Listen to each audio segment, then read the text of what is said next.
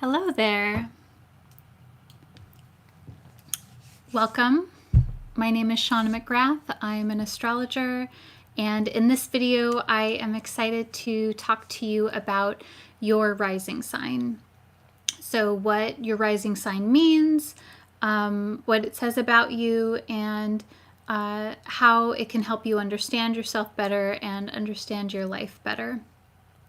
So this particular topic actually came up. I was thinking about this yesterday, and I was doing some charts, and I realized, as I often do, astrology always amazes me. I was surprised by the rising sign that some people had in particular, and I was just thinking how amazing it always is to find out someone's rising sign, because it can tell you a lot about that person, and it can validate the way in which they present, and it can just sort of put all the pieces into place, so to speak. And so yesterday I was thinking about this, and I was thinking about how I wanted to make my next video talking about the rising sign. And then later that evening, I was talking with some of my colleagues and friends, and the topic of the rising sign and what that means came up. And so I took that as a synchronicity to talk about this today. So I'm going to pull up, if I can, the live stream here so that I can see your comments as they come in. And so feel free to drop something in the chat to say hello, and let me know where you're tuning in from, and if you have any particular questions about this topic. Okay. So let's see. Okay. So first, what is the rising sign? Or what is your rising? I'm coming from a Western astrology perspective, so I always want to put that up front. And please know that this is my view from a Western tropical zodiac perspective. So in contrast to, there's Indian or Vedic astrology, there's Tibetan astrology, Chinese astrology, and esoteric, and a whole host of other traditions of astrology that I'm probably forgetting right now, and indigenous astrologies. So all of that to say that I'm coming from the Western, and I tend to have a traditional / modern emphasis. Anyways, that if that doesn't make sense to you, don't worry about it. All I want you to know is that we're dealing with Western tropical zodiac. So regardless of what system, typically your rising is also known as the ascendant. And so in your birth chart, or in any chart, this is a point that's typically on the left side of a wheel chart. In some charts that are square, it's going to be a little bit different, but typically if you're using a round chart, it's going to be on the left side. And the ascendant, or the rising, is the point at which it's basically the eastern horizon, at the exact time, day, and place that you were born. And so this is kind of like, we can think of it as like an anchor for the chart. It sets the foundation of all of the houses. It sets the foundation of where we're going to sort of orient your birth chart. And yeah, there's like so much that I want to say on one moment. So in practical terms, it's the eastern horizon, so that when you were born, say you were born in a hospital and someone walked outside and they looked east, it's the sign that would be rising. And so this is seen as one of the most important points in astrology. The key terms, just a quick and dirty key terms associated with your rising is it's known as your persona, the way that you present.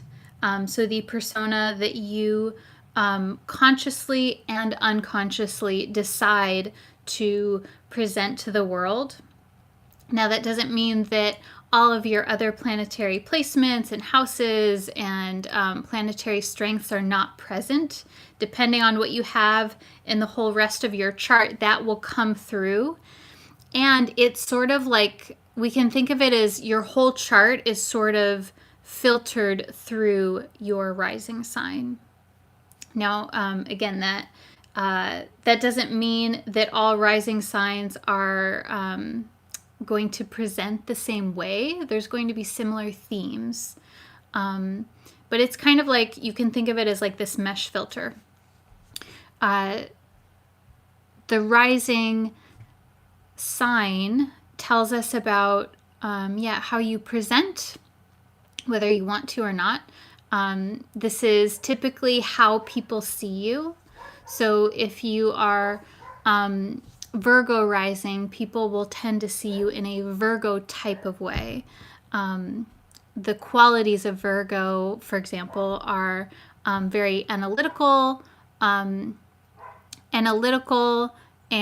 purpose-driven, very focused on processes and doing things in a very particular type of way. Virgo tends to be enchanted by details and discipline and betterment, wholeness, healing. Themes of purity also are correlated with Virgo. And so this is when a person has Virgo rising, this is the way that they are perceived. Now, this can be something that you like you like to be perceived that way, and then maybe sometimes you don't like to be perceived that way. And I'll talk about that more in a moment, because I want to talk about the axis, the sign opposite your ascendant as well in a moment. And let's see. Oh, yes. Okay. So also the ascendant, it is a symbol of your persona, the way that you present, sort of like what we may call the surface layer, so to speak. And it also is who you are. It is, especially in more traditional and ancient astrologies, the ascendant and the rising sign was you. Like you as an individual, and it would correlate to the planetary ruler of your chart, so your planet. So going along with the theme of Virgo rising, Virgo risings are ruled by Mercury. So in a way, when I'm looking at your chart and you have a Virgo rising, let's say, I'm seeing Mercury as a symbol of you as a person. And then all of the other planets in your chart are they're going to be a part of you, but they're also at the same time representing other people and situations in your life. So this is why the rising sign is so important, because if we were to say, okay, what is the planet that symbolizes you as an individual and your life and how you are, your qualities, it would link back to this sign and the planet that rules that sign. So I think this is really something that is so important, and that is missed sometimes, is that your rising sign is not just your persona, and it's not just this superficial thing. It is also a core part of who you are. It is a core part of your personality structure. I also find that your rising sign tells us how you approach the world. Again, it's kind of like that filter. It's like how you see the world, and the behaviors of the sign and the qualities of the sign tell us about how you move through the world. So taking Virgo again, and then I'll give a contrasting sign. So Virgo approaches the world typically with a bit of calculated caution. Virgo is again, it's about that like systems kind of thinking and like going from one step to the next to the next, and that there is a very particular way to do things. Versus someone with Aries rising. Aries is about initiating action quickly, immediately for an immediate payoff. And so this is very different. So a person that is a Virgo rising, again, all things considered equal in the chart, a Virgo rising person is going to approach most situations in their life with more caution, and they're going to be very strategic. Versus an Aries rising person, they might be strategic as well, but they're going to be more focused on what do I want to do right now, and what is going to give me the maximum payoff, the maximum benefit, and I need to act. Aries rising is also approaches in a way that can be, I want to use the word confrontational, but not in a negative way. It's very direct. Aries rising, they benefit from getting into situations where they sort of like have to like overcome something or fight something. There's like a courageousness that's necessary.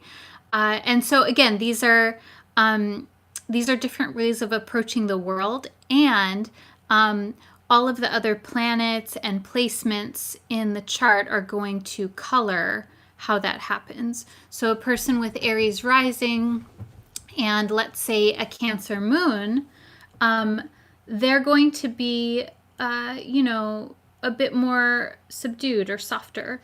Let's actually use a different example. So let's say a person has Aries rising. Mars is the planet that rules Aries. So this person's planet would be Mars, very action-oriented, very direct, and wanting to move. Taking action is a Mars theme and an Aries theme. Let's say this person, though, has their Mars in the sign of Cancer. So this is going to be a little bit different. I'm not going to get into planetary dignity. That's a whole other talk. But if we're just looking at the qualities of Mars in Cancer, this action, Mars, desire to initiate, is going to be softened a little bit, because Cancer is about emotion, intuition. It is a little, can be passive aggressive, but that usually has a negative tone. That's not really the word that I'm looking for, but it's kind of like, Mars in Cancer is like kind of indirect. It's very different in tone and in meeting of circumstances versus like Mars and Aries. So again, my point in giving you that example is that there's so many different layers, and that the ascendant sign is a major layer that tells us about you, your personality, your persona, how you move through the world, how people see you. And it also tells us about all of the different layers in the chart too, because it tells us what your ruling planet is. It tells us about the houses and a whole host of other things that I'll talk about more in a moment, but I want to check the chat and just see how's it going. Good morning, Suzette.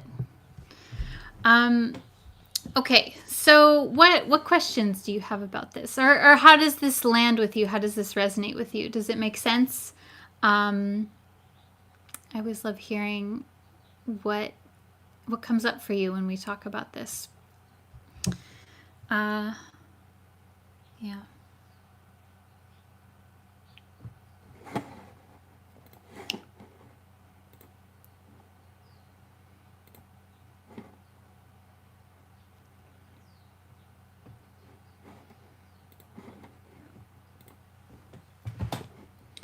So let's see.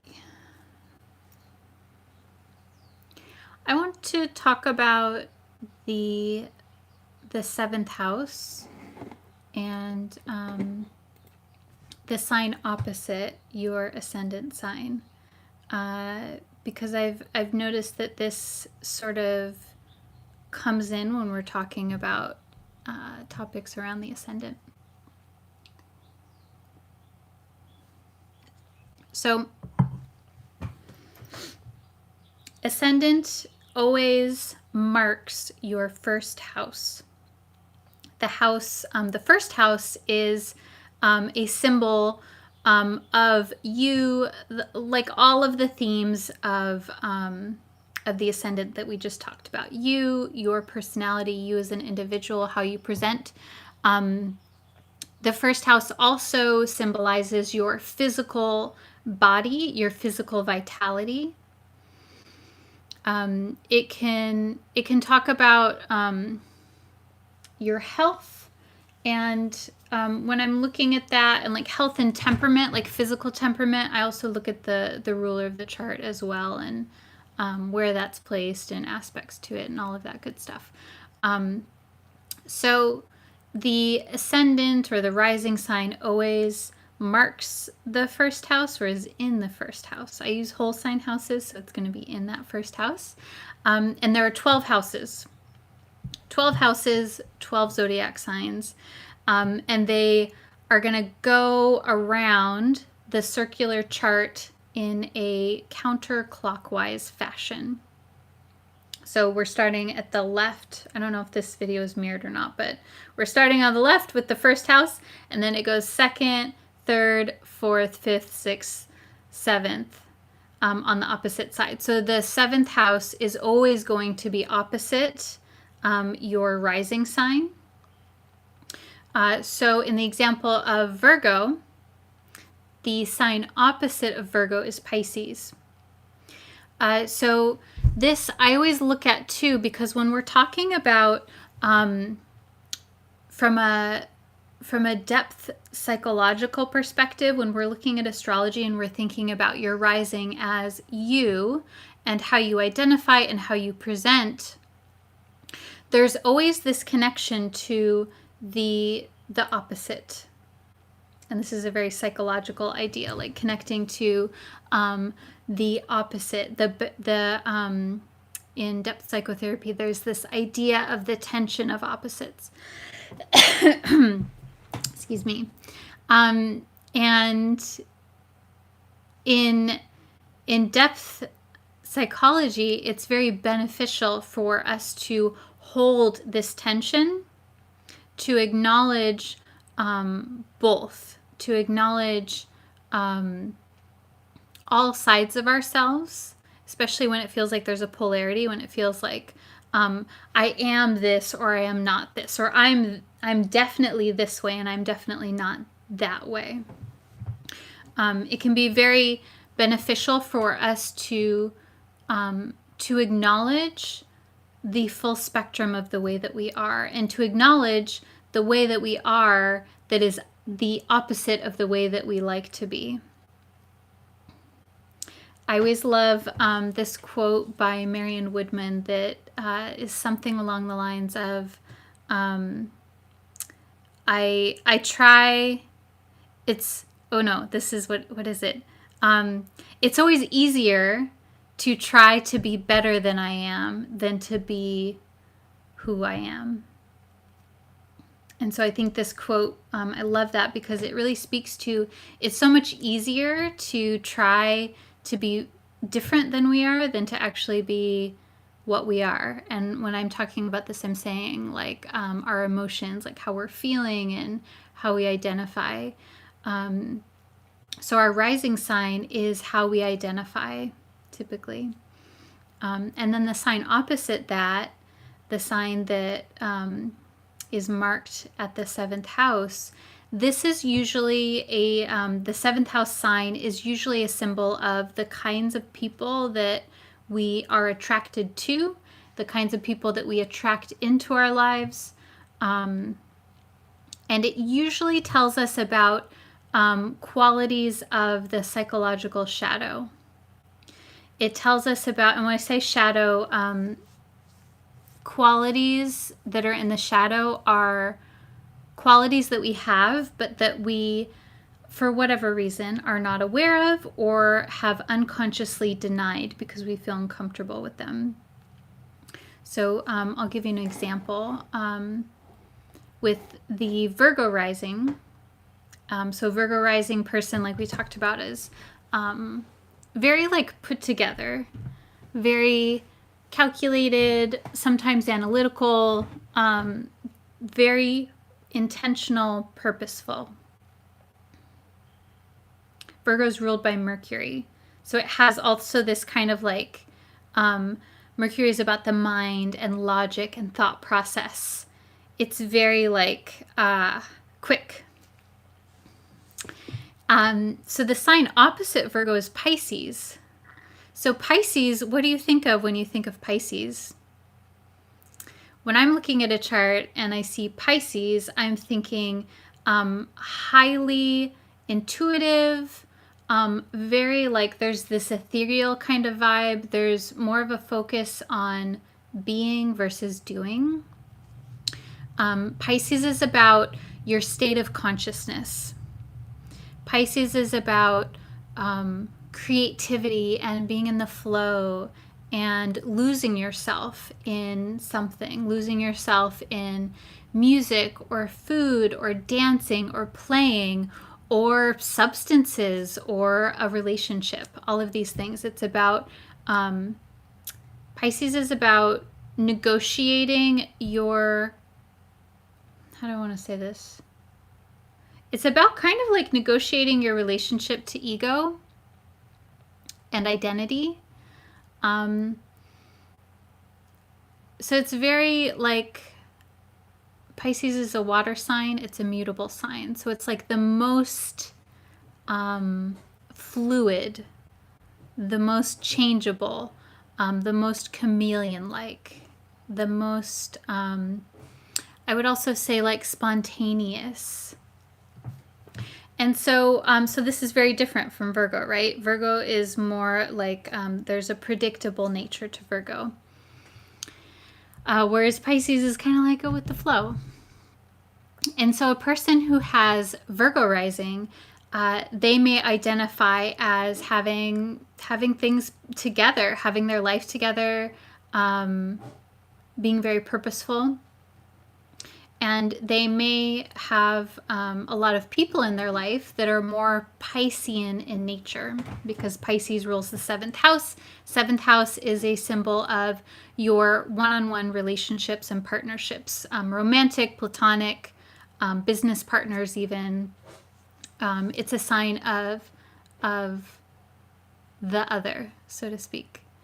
And so Virgo rising people, they're going to connect with people who are Pisces in nature. Now, this, a lot of times this means that you may be in relationships with people that have Pisces sun, moon, or rising. Like, that's totally not uncommon. But it doesn't necessarily mean a sign-to-sign correlation. People who are Pisces in nature are artists, musicians, performers, people that are living more in the moment than for achievement. People who are Pisces in nature, they tend to be like, a little more carefree. If we're going into like looking at it as a shadow archetype, Pisces in the shadow can be seen as like, as not having a solid sense of self, looking to other people to take care of them, getting lost in relationships because they don't know who it is that they are at their core. Pisces can also, in the shadow, show a potential for substance abuse, for work. I don't know if I want to say workaholism, but like doing a behavior to numb strong feelings. Pisces is a sign that's highly intuitive, highly emotive, highly sensitive. And so there can be, when it's like too much, there can be a tendency to want to escape, to leave the body. And so sometimes this involves relationships or substances or social media use and things like this. So Piscean people are super creative and super sensitive and very, very compassionate. And they also can easily get overwhelmed and then want to sort of like check out, so to speak. So in our contemporary culture, we often see this as a person not trying hard enough, or being lazy, or being like flaky and things like this. So that's the reason, the point that I want to illustrate here is that the Virgo rising person has this Pisces in their chart. And so there may be a part of this Virgo rising person that is, that does like want to escape, that is like lazy in moments, and that is like highly creative and highly intuitive. And now, depending on how comfortable you feel with those qualities, the kind of messaging that you received early on, the kind of social environment that you're in, is going to tell us how much of those Pisces qualities you feel comfortable with or not comfortable with. Let's say you're in an environment in a city where there's a lot of like culture and art, and being creative and artistic is highly prized, then you're probably going to feel a little more comfortable with that Pisces energy. I don't know. It still might feel like something that is not you if you idealize creativity. You know, we're also different on how we negotiate these things. Regardless of how it works for you, there's always a part of us that we deny, that we do not see. And I think that is why we are so relational, and we crave relationships so much, because we need other people to feel good, to feel a sense of wholeness. And I think a part of that is not just because it feels good and because it's our nature, but also because other people reflect who we are. Other people see us in ways that we cannot see ourselves.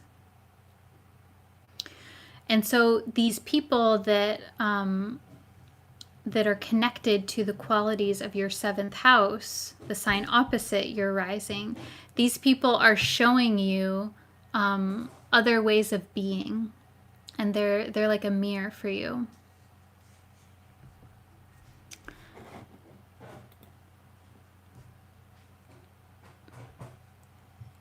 How does that resonate for you? Let me know if that makes sense.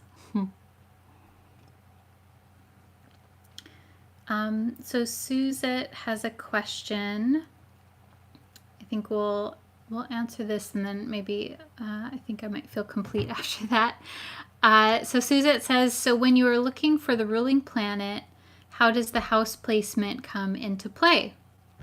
I love this question. So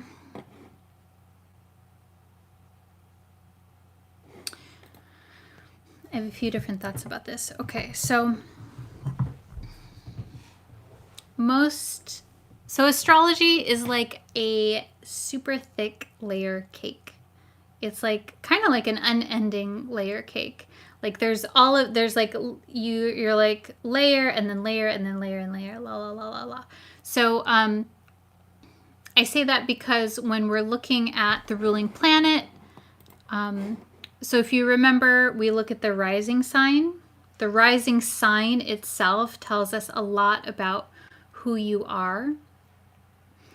And then we look at the planet that rules that sign. That planet is sometimes called your ruling planet, the ruler of the chart.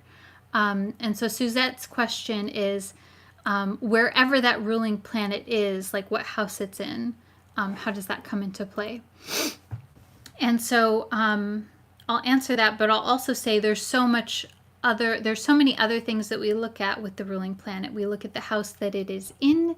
We look at the description, like the keywords of that house. We look at the dignity of that house. We look at how the rising sign like feels about that house, so to speak. How do they match in? We look at planetary aspects to the ruling planet.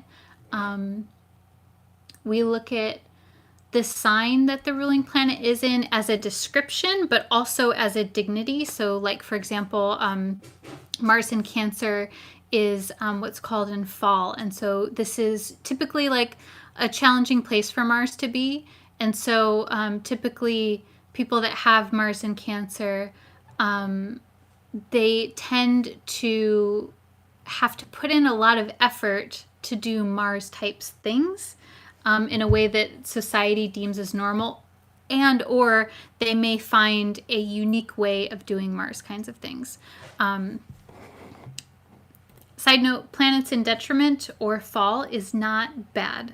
In ancient astrology, when our life was more fated, it was seen as something that was kind of like very bad. And now we have a lot more freedom, and we have more awareness of how to channel energy that's more challenging. Anyways, that's a whole other talk as well. My point is that there's all these different things that we look at. We look at the description of what's going on. We look at the dignity to see how easy or difficult, how pleasant or challenging, and like how to kind of work with that. One of the main things, of course, is that we look at which house your ruling planet is placed in. And so this is really important because the ruling planet is you as an individual, and this tells us what area of life, houses are area of life, where your energy is really focused. So if you're curious about this, you could look up, like, let's say your ruling planet is in the 4th house. You're going to want to look up and really understand the 4th house, what its keywords are, things like home, family, maternal, figures. 4th house is also more of like a private kind of house. It's more internal. It's very conducive to self-reflection, to working from home. And we want to look at the whole chart as well. So while I think that's important, that's why I'm really emphasizing like looking at the aspects that planet is making also, and tying in the whole of the chart, like how your rising sign may feel about that house. But yeah, the house that you're ruling planet in is very important. It means that you have a great deal of psychic energy invested in that particular realm. And usually it's beneficial for you to explore that further. Another example is like someone that has their ruling planet in the 9th house. So 9th house is a symbol of higher education, like university. It's a symbol of travel, speaking, publishing, being a teacher or being a student, but also like especially learning things that are more philosophical or spiritual, or even religion is up in the 9th house too. So usually people that have their ruler in the house, they are typically drawn towards those kinds of things. And then depending on your upbringing, your cultural context, depends on how that is, how that plays out in your life. So I hope you've enjoyed this and found this helpful. Leave me a comment and let me know if you liked this or if you have other questions.